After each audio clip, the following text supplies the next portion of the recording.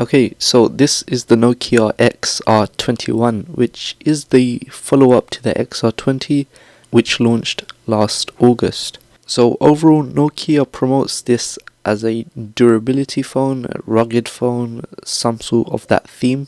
Now, the phone comes in a fairly bland box, but I guess it's something to do with being environmentally friendly.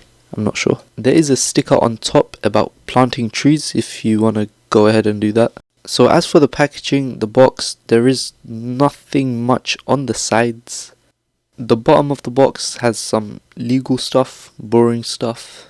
Now, cutting the box open,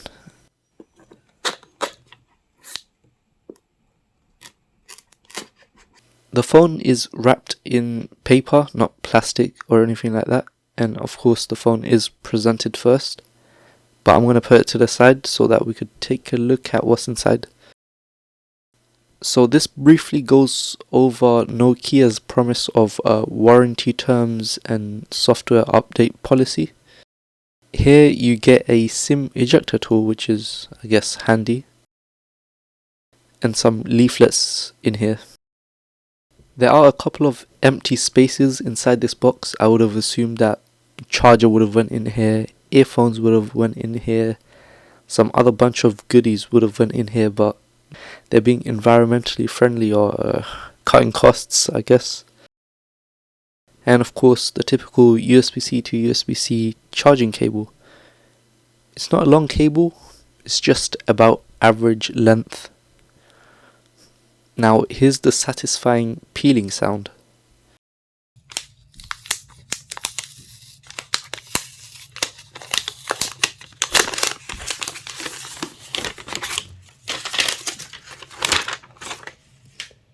Now, since this is some sort of a rugged phone, the phone itself looks like it has a permanent case attached to it, which you can't take off.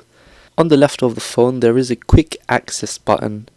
Now, you could use this to launch system shortcuts like flashlight or launch an app itself like YouTube or gallery or whatever. On the right is the integrated fingerprint power button with the volume buttons above it. On the top, there is another quick access button, but this time it's nice and red.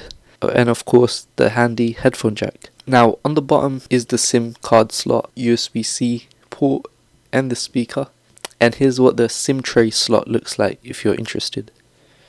So, running over the specs really quickly, it does have a 120Hz LCD display, 6.49 inches.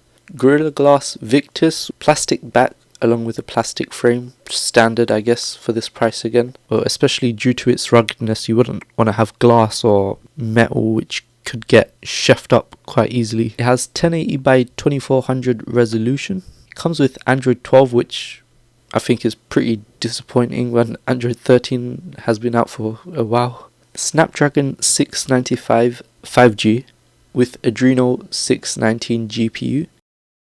It only comes with one configuration, which is 128GB storage with 6GB of RAM. And as for the cameras, 64 megapixel wide camera, well, the main camera, and 8 megapixel ultra wide camera.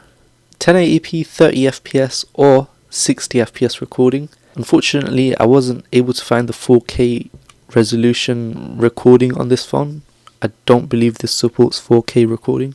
16 megapixel selfie camera. And of course, FM radio is available on this phone.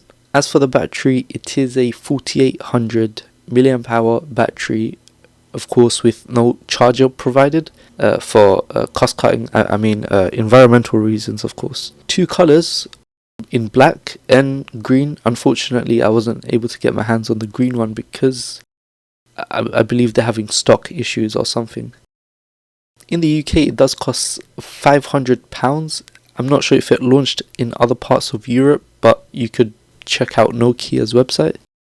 But I believe I've covered everything that I needed to mention, but if this video does get enough demand, then I may publish a review video within 3 weeks or so. And of course, if there isn't much demand, then there's not much I can do. But anyways, if you have any questions, then feel free to drop them down below, and that's all for now. See you.